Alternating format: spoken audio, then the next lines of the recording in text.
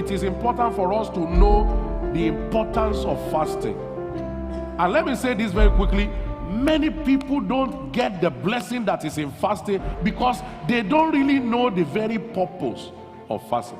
Quick things, and I'm rushing through this very quickly because of our time. Number one, fasting does not change God, but changes us.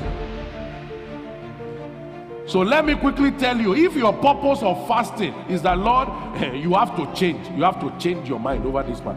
Fasting does not change God. Malachi chapter 3 and verse 6, I am the Lord, I change you. Hebrews 13 and verse 8, he said, Jesus Christ is the same yesterday, today and forever. God cannot change. So fasting is not to change God, it's to change us. That is the first truth about fasting. Number two, fasting is not a substitute to obedience, but a complement.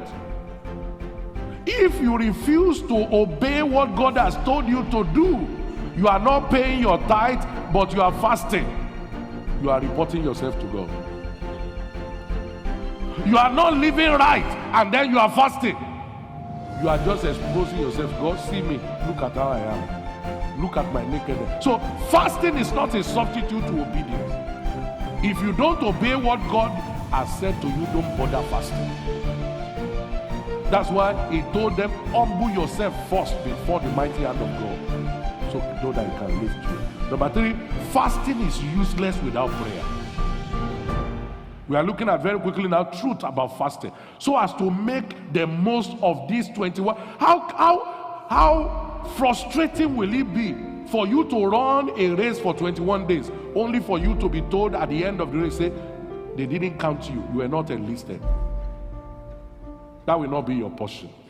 Fasting is useless without prayer. So schedule time of prayer. We have covenant hour of prayer in the morning, 6 to 7. We have the midday prayer that is beginning tomorrow, 1 to 2. We have evening prayer. We come to church to partake of the communion at 6 p.m. And that is the general one, to just give everyone opportunity for corporate prayer. But schedule your own time of prayer. You know your schedule. Maybe you work all through the night. Then during the days when you are free, have a time of prayer in the fasting season. That is what gives value to fasting. Number 4, fasting is not to punish us, but to polish our destiny. But why do we have to go through this fast? God is not punishing us. 1 John 5 and verse 3, his commandments are not grievous. It's not to grieve us. Because there are certain things that won't turn except by prayer and fasting. And God is a just God. He gives to every man according as his work is. So it's not to punish us, it's to polish our destiny. Number 5, lastly, fasting also grants us access to the spirit realm. Listen to this. There is the realm of the spirit you can never access without fasting. So you want to move higher in the spiritual realm.